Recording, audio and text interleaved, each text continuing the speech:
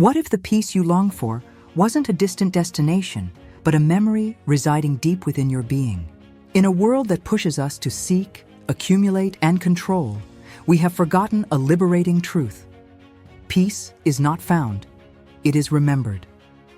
What if that persistent anxiety, that incessant desire for control, were just veils obscuring the innate serenity of your soul? Today we invite you on a transformative journey, not outward, but inward. A path inspired by ancient wisdom that will guide you to unlearn the struggle, to release burdens, and to reconnect with the immutable calm that has always been yours. Get ready to rediscover the essence of your inner peace, because the true journey is within yourself. The faint scent of wilting roses, a once vibrant crimson now fading to a bruised purple, clung to the air in the hushed apartment. It was a scent that mirrored the state of their marriage, a slow decay masked by the pretense of lingering beauty.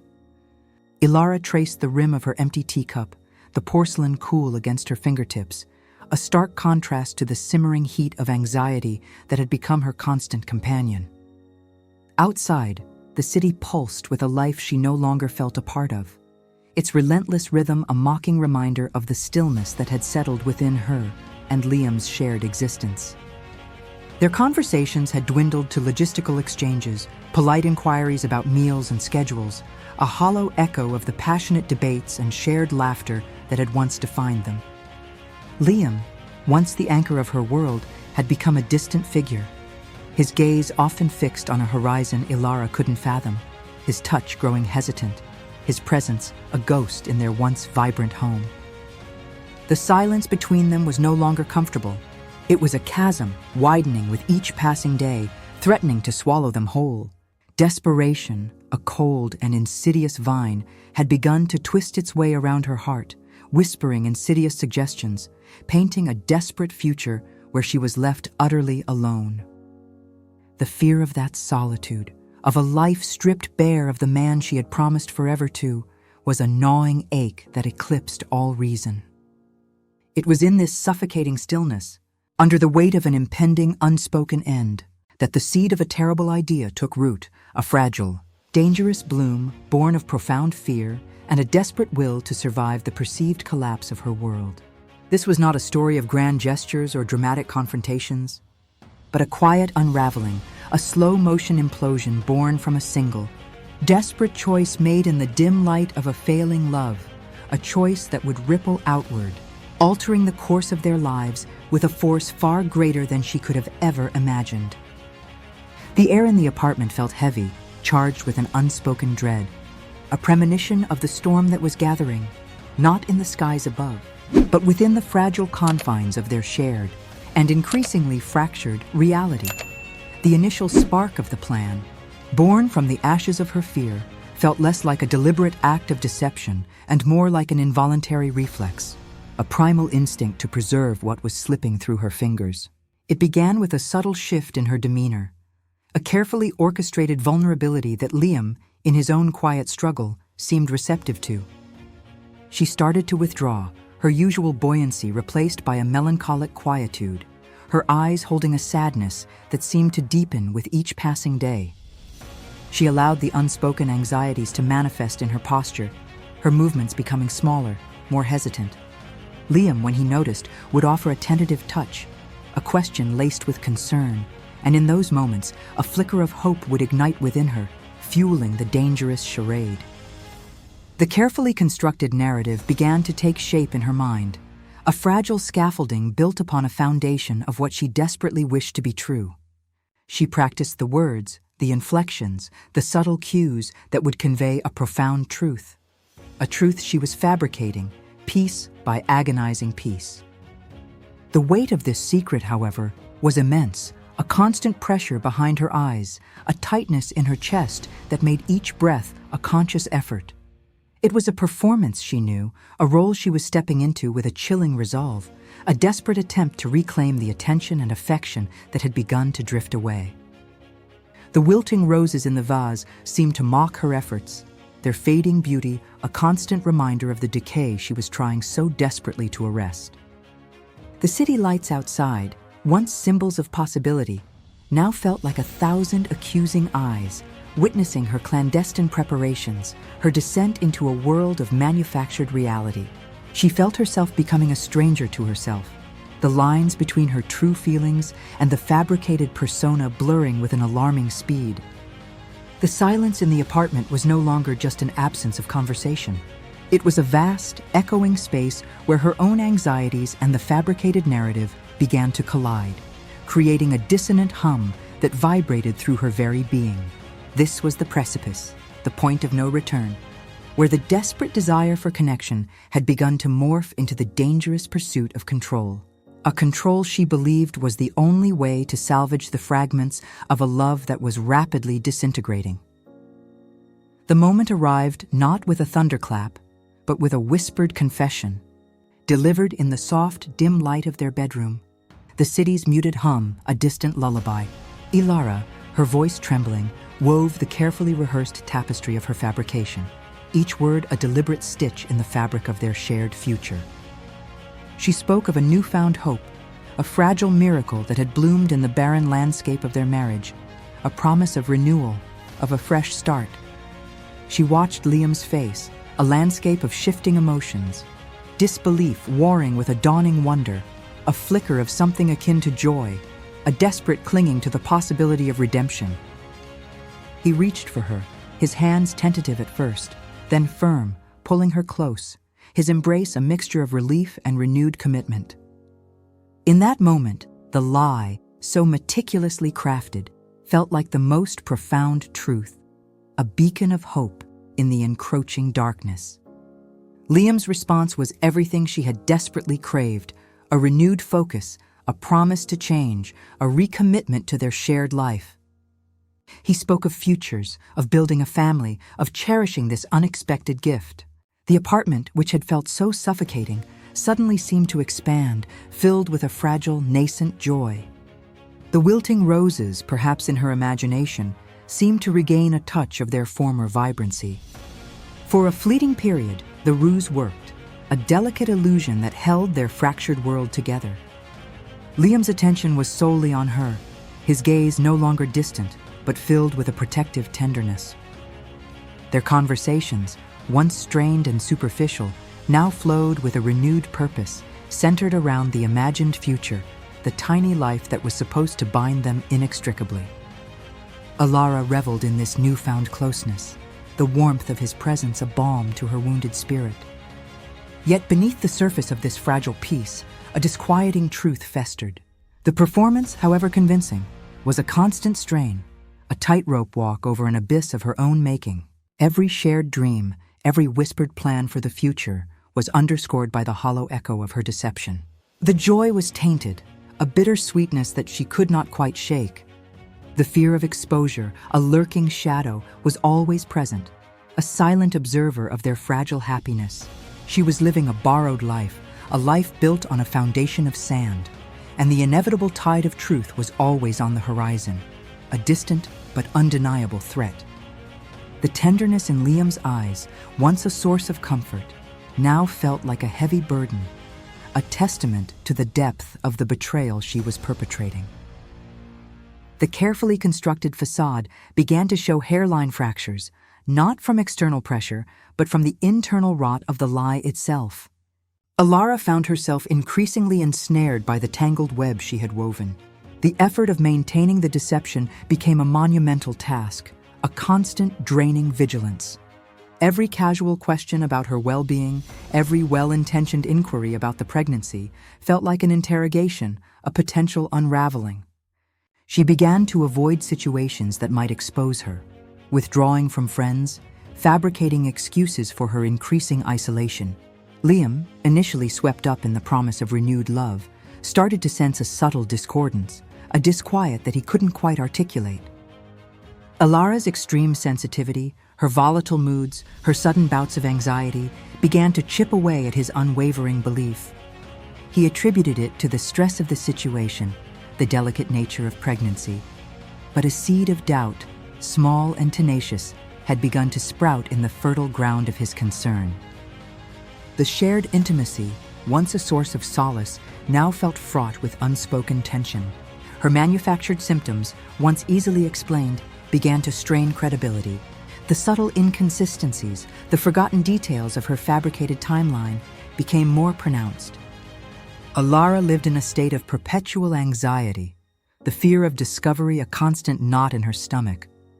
She saw suspicion in Liam's eyes, a subtle shift in his gaze that sent tremors of panic through her. The wilting roses, once a symbol of their fading love, now seemed to represent the decaying truth, their bruised petals a mirror of her own inner turmoil. She found herself overcompensating, showering Liam with affection, trying to drown out the growing unease with an excess of manufactured devotion. But the more she tried to solidify the lie, the more it crumbled under its own weight. The unspoken questions hung heavy in the air between them, a silent testament to the growing chasm of distrust. She was trapped in a labyrinth of her own making, the walls closing in, the path to genuine connection obscured by the shadows of her deceit. The desperation that had fueled the lie now threatened to consume her, leaving her isolated and adrift in a sea of her own creation. The inevitable confrontation arrived not with a dramatic accusation, but with a quiet, devastating discovery. Liam, his brow furrowed with a confusion that had been building for weeks, stumbled upon a piece of evidence too damning to ignore. It was a small, innocuous object, a forgotten prescription for a medication that confirmed the absence of the miracle she had claimed. The air in the apartment, once thick with the pretense of hope, now crackled with a chilling stillness. He confronted Alara not with anger, but with a profound, heartbreaking weariness, his voice devoid of accusation, laced instead with a deep, shattering disappointment. The carefully constructed narrative crumbled, not with a bang, but with a sigh, the fragile edifice of their shared future dissolving into dust. Alara, stripped bare of her defenses, could offer no explanation that would mitigate the enormity of her deception. The shame that washed over her was a physical force, a suffocating wave that stole her breath. She saw the trust in Liam's eyes extinguish, replaced by a profound sadness, a realization that the foundation of their relationship had been a lie. The wilting roses finally seemed to surrender, their bruised petals falling to the floor, a silent testament to the death of something beautiful. The promise of change, the renewed commitment, the shared dreams, all of it was irrevocably tainted, poisoned by the truth. Liam's retreat was not a dramatic exit, but a quiet withdrawal, his presence in the apartment becoming even more spectral than before. He was no longer angry, but hollowed out, the betrayal leaving a vast, empty space where love and trust had once resided. Alara was left alone with the wreckage of her choices, the silence of the apartment now deafening, filled only with the echoes of her own deceit. The desperation that had driven her to such lengths had ultimately led to her utter isolation, a self-inflicted exile from the very connection she had so desperately sought. The realization that her manipulation had not only destroyed Liam's trust, but had also robbed her of her own dignity, was a bitter, agonizing pill to swallow. The aftermath was a desolate landscape, devoid of the vibrant colors of love and trust. Liam, a man adrift in a sea of disillusionment, moved through their shared space like a ghost, his interactions with Alara minimal, polite, and utterly devoid of warmth. The apartment, once a sanctuary, now felt like a prison, its walls imbued with the weight of unspoken accusations and the suffocating presence of regret. Alara, consumed by a corrosive blend of shame and self-recrimination, found herself adrift in a sea of her own making. The wilting roses, now completely withered, served as a constant grim reminder of the decay she had orchestrated. Every interaction with Liam was a fresh wound, a stark illustration of the chasm that her deception had carved between them. He was not cruel, but his quiet resignation, his profound disappointment, was a far more potent punishment than any outburst of anger could have been.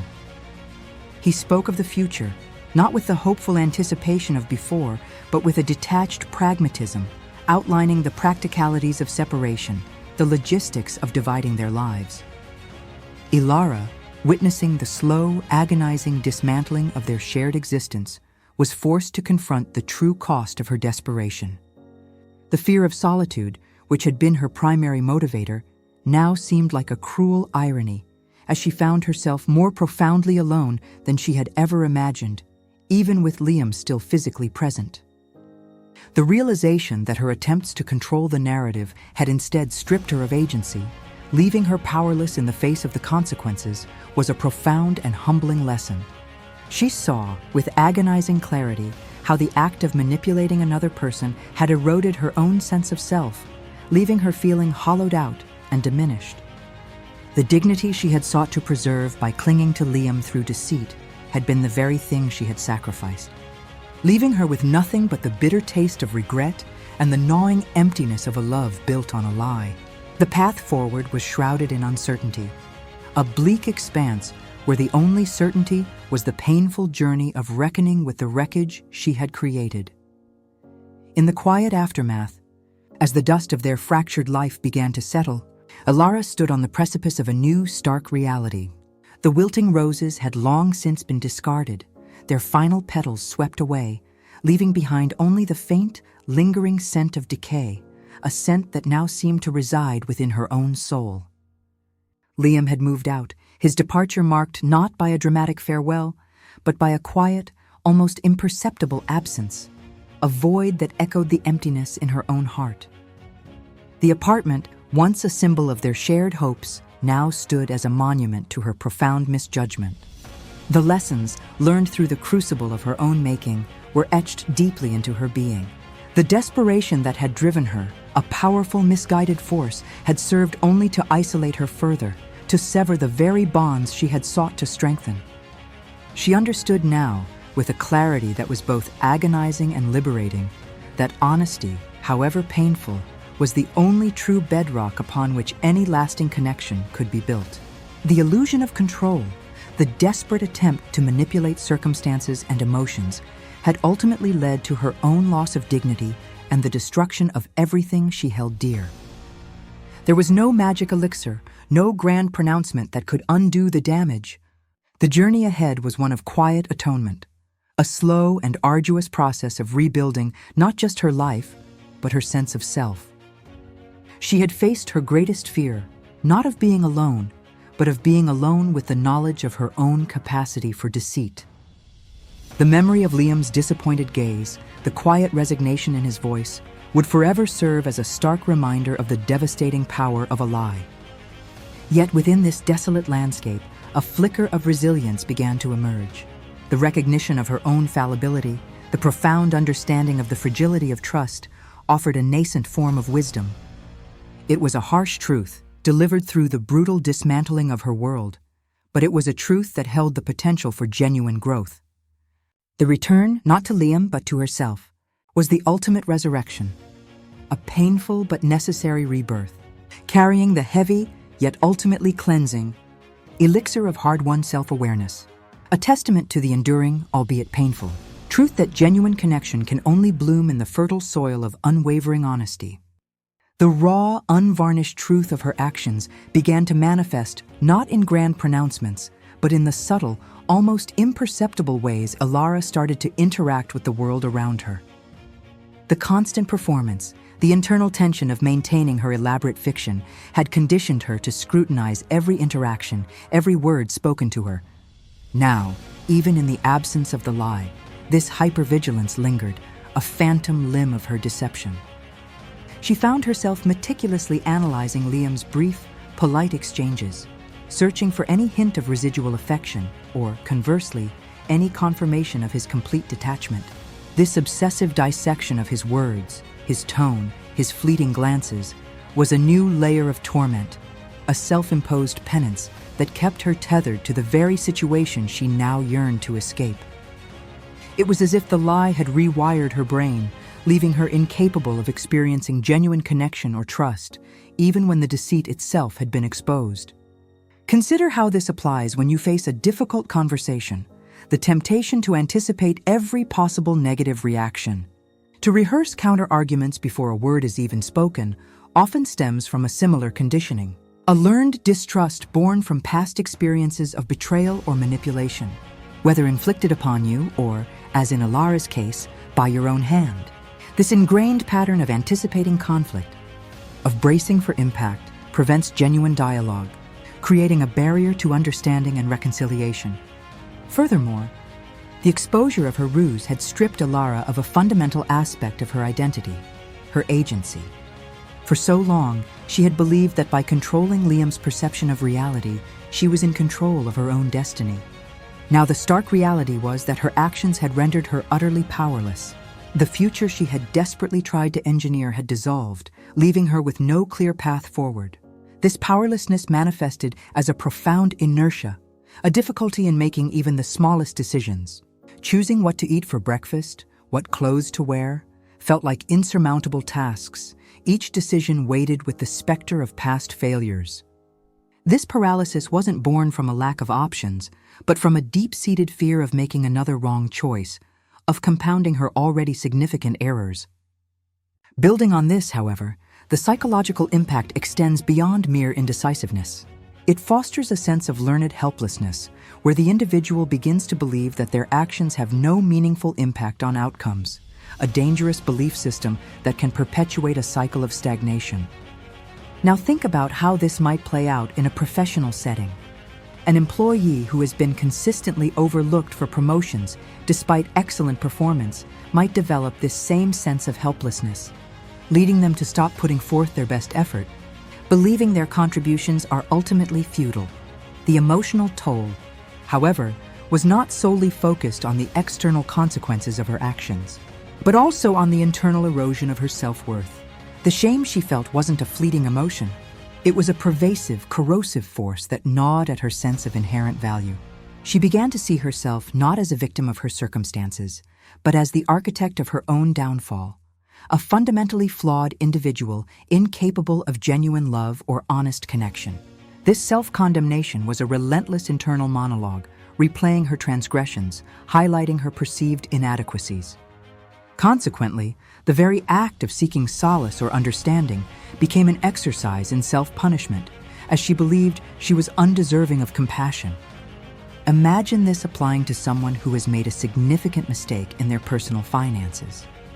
The shame might lead them to avoid opening bills or discussing their situation, further exacerbating the problem and reinforcing their belief that they are inherently irresponsible and incapable of managing their affairs. This internal narrative of worthlessness creates a self-fulfilling prophecy, where the individual's belief in their own inadequacy becomes a self-imposed barrier to positive change and healing. Consequently, the path to redemption requires not just external validation, but a fundamental shift in one's internal perception, a difficult and often lengthy process of self-forgiveness and rebuilding one's fractured sense of self-esteem. The profound isolation Alara experienced was not merely a consequence of Liam's departure. It was an active internal state, a self-imposed exile that permeated every aspect of her existence. This isolation was compounded by a profound disconnect from her own authentic self. The persona she had meticulously constructed for Liam had, over time, become so deeply ingrained that the boundaries between the fabricated Alara and the real Alara had blurred to the point of near obliteration. Now, faced with the stark reality of her unadorned existence, she found herself adrift, unsure of who she truly was beneath the layers of deceit. This internal fragmentation meant that even when alone, she wasn't truly in communion with herself. Instead, she was often caught in a loop of self-recrimination, replaying her manipulative actions and judging them through the lens of the persona she had adopted. Consequently, the solitude she had once feared was now a constant, disorienting experience of being estranged from her own core identity. Consider how this might manifest when you're trying to reconnect with an old hobby you once loved. If your passion was driven by external validation and you've since lost that, you might find yourself unable to enjoy the activity on its own merits, questioning your own motives and finding no inherent joy in the process. This internal alienation prevents genuine self-discovery, trapping individuals in a feedback loop of their own making. Furthermore, the erosion of her self-worth had a tangible impact on her ability to engage with the external world. The shame that clung to her like a shroud made any form of social interaction fraught with anxiety. She anticipated judgment, assuming that others could somehow perceive the depth of her deception, that her past actions were written plainly on her face. This constant fear of exposure led to a withdrawal from genuine human connection, not just from Liam, but from anyone who might offer the possibility of understanding or empathy. She actively avoided situations that required vulnerability, preferring the superficiality of fleeting encounters over the risk of being truly seen.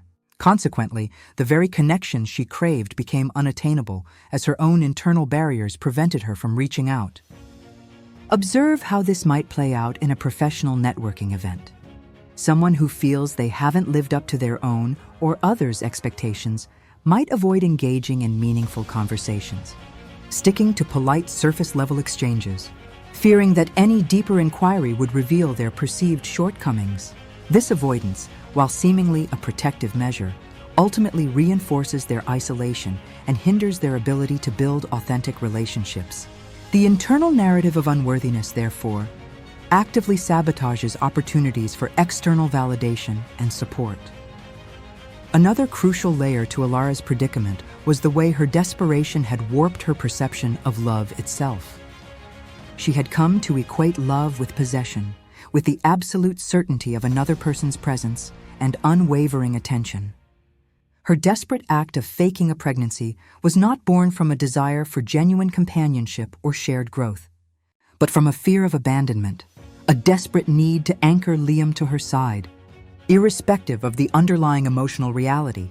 This distorted view meant that even if Liam had remained, the relationship would have been fundamentally hollow, a gilded cage built on a foundation of control rather than mutual respect and authentic affection. Consequently, the absence of Liam, while devastating, was also, in a twisted way, a necessary catalyst for understanding the true nature of healthy relationships. Think about how this might apply when you're trying to maintain a friendship where the other person is clearly pulling away. The instinct might be to cling tighter, to try and force the connection, rather than accepting the natural ebb and flow of relationships, and recognizing that true friendship cannot be coerced. This clinging, driven by a fear of loss, fundamentally misunderstands the essence of connection, which thrives on mutual volition and respect for individual autonomy. The desperate pursuit of control, therefore, inherently undermines the very love it seeks to preserve, revealing a profound misunderstanding of its true nature. The pervasive self-blame that consumed Alara began to manifest as a profound, almost crippling inability to accept any form of kindness or validation. Every compliment, every gesture of goodwill felt undeserved, a cruel irony that amplified her internal condemnation.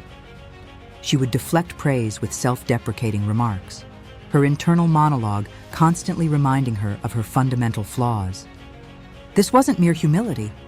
It was a deep-seated conviction that she was inherently unworthy of positive regard, a belief system that actively sabotaged any potential for genuine connection or self-acceptance. For instance, consider how this applies when you've made a significant professional error. The tendency to dismiss constructive feedback as merely a polite way of pointing out your incompetence, rather than seeing it as an opportunity for growth, stems from this same internal narrative of unworthiness. It creates a self-imposed barrier, preventing individuals from internalizing positive reinforcement and thus hindering their capacity for personal development and healing. Consequently, the path to self-forgiveness requires actively challenging this ingrained narrative, a process that involves recognizing the humanity in one's mistakes rather than viewing them as immutable indictments of character. Building on this internal struggle, Alara's desperation had also fostered a deep-seated distrust of her own judgment. The decision to fabricate the pregnancy, a choice she had once believed was a desperate act of self-preservation, now appeared as a catastrophic miscalculation, a testament to her inability to navigate complex emotional landscapes. This fractured confidence in her own decision-making capacity left her paralyzed by indecision in her daily life. Simple choices, like selecting a route to the grocery store or deciding on a meal, became agonizing dilemmas, each option weighed down by the fear of another impending error. This wasn't just a matter of being cautious. It was a profound erosion of her belief in her ability to discern right from wrong, to make sound choices that would lead to positive outcomes. Now, consider how this applies when you're faced with a significant life decision. such as a career change. If your past experiences have taught you that your judgment is unreliable, you might find yourself endlessly procrastinating, unable to commit to a path, paralyzed by the fear that any choice will inevitably lead to further regret.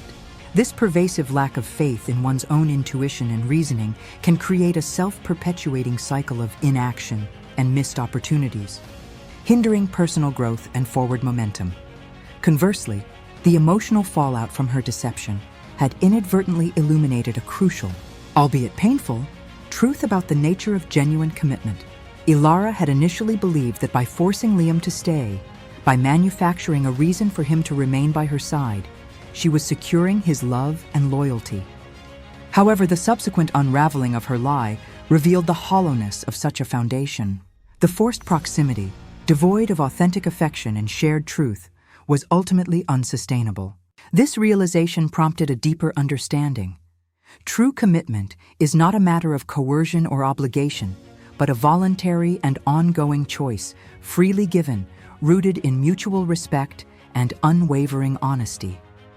It's a far cry from the desperate attempts to control another's actions or emotions. Think about how this applies when you observe a strained, obligatory relationship between family members who clearly have little genuine affection for one another. The adherence to societal expectations or familial duty, while maintaining a semblance of connection, lacks the vibrant energy and authentic warmth of a bond built on genuine choice and mutual regard. This distinction highlights that a relationship sustained by external pressure, however outwardly stable, is fundamentally fragile and devoid of true emotional substance. Furthermore, the profound sense of shame Ilara experienced had the paradoxical effect of creating a barrier to genuine empathy, not just from others but towards herself. Her internal focus on her own perceived failings made it difficult to fully acknowledge or empathize with the pain she had inflicted on Liam. While she recognized the factual extent of her deception, the emotional resonance of his hurt was often overshadowed by her own overwhelming sense of guilt and self-condemnation. It was as if her own suffering had become so all-consuming that it eclipsed her capacity to fully process the impact of her actions on another.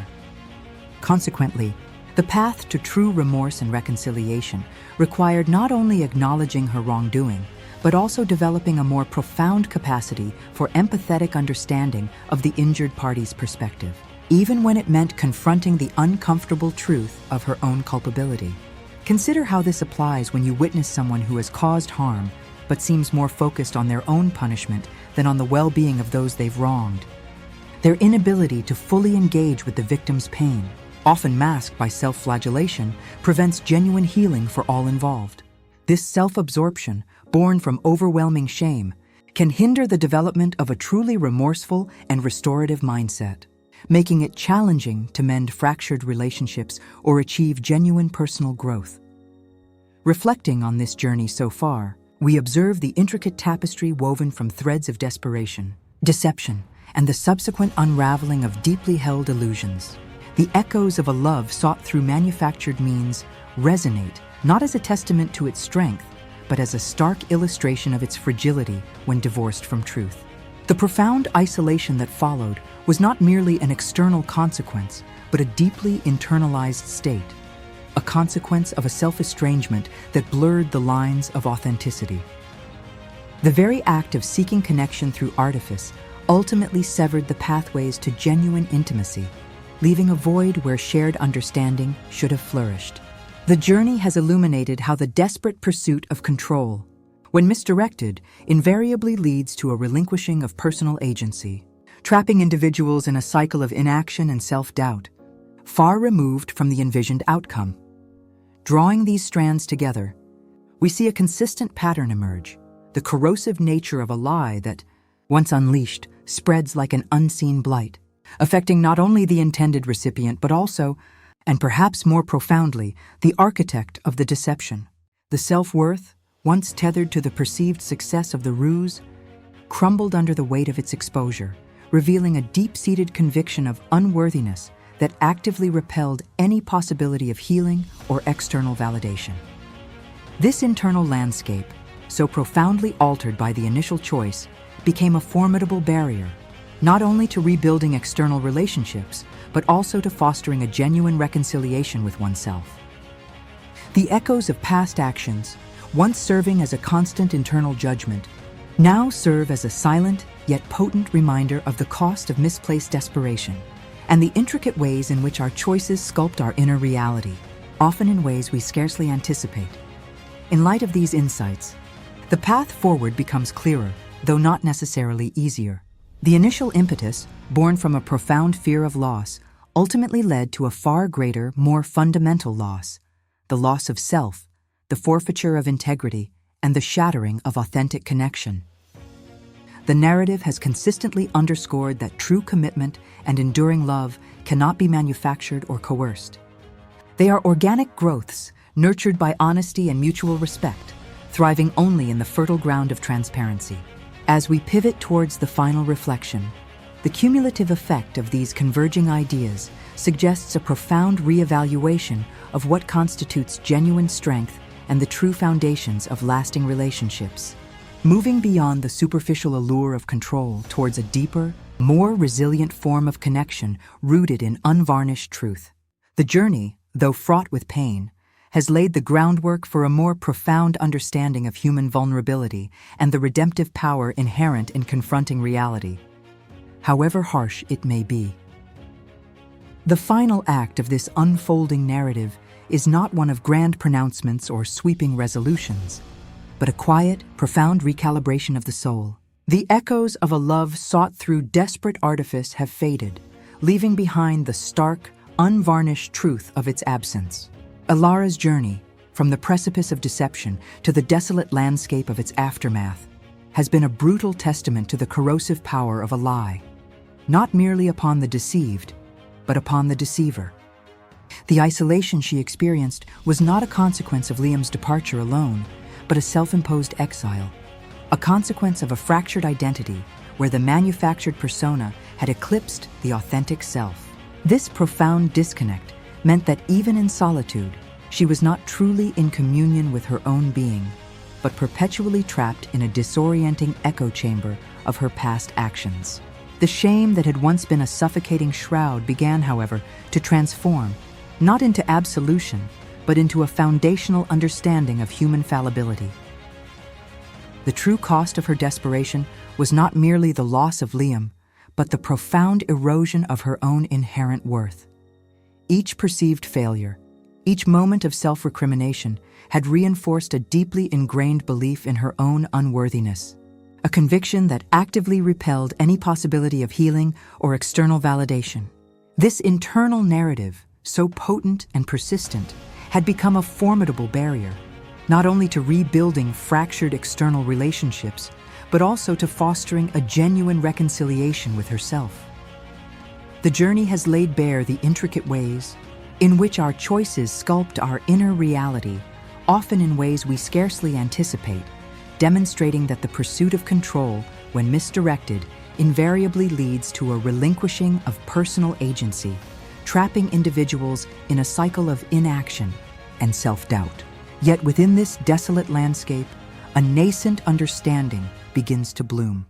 The narrative has consistently underscored that true commitment and enduring love cannot be manufactured or coerced. They are organic growths, nurtured by honesty and mutual respect, thriving only in the fertile ground of transparency. The desperate pursuit of control, when misdirected, undermines the very love it seeks to preserve, revealing a profound misunderstanding of its true nature. Ilara's experience has illuminated that genuine strength lies not in the illusion of control, but in the courageous acceptance of vulnerability, in the willingness to confront reality, however harsh it may be.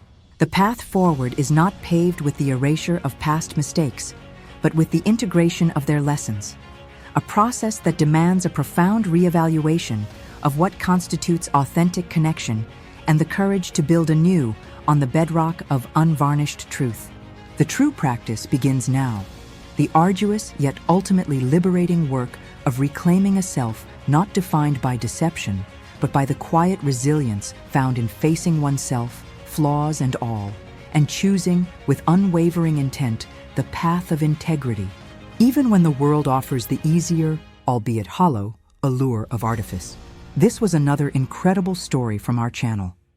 Life teaches us that it's never too late for justice, revenge, or redemption. Every story you heard here is real, experienced by people who found strength when everyone thought they were defeated. If this story moved you, tell us in the comments. What do you think about this situation? Your opinion matters to us. Don't forget to subscribe to our channel and activate the bell so you don't miss any of our exciting stories. We have new tales of betrayal, intrigue, and revenge every week. Share this video with someone who needs to know that it's never too late to fight for it properly. Sometimes, the best revenge is living well and showing that it's possible to solve all problems. Thank you for being part of our community. Until the next story, remember, every ending can be a new beginning.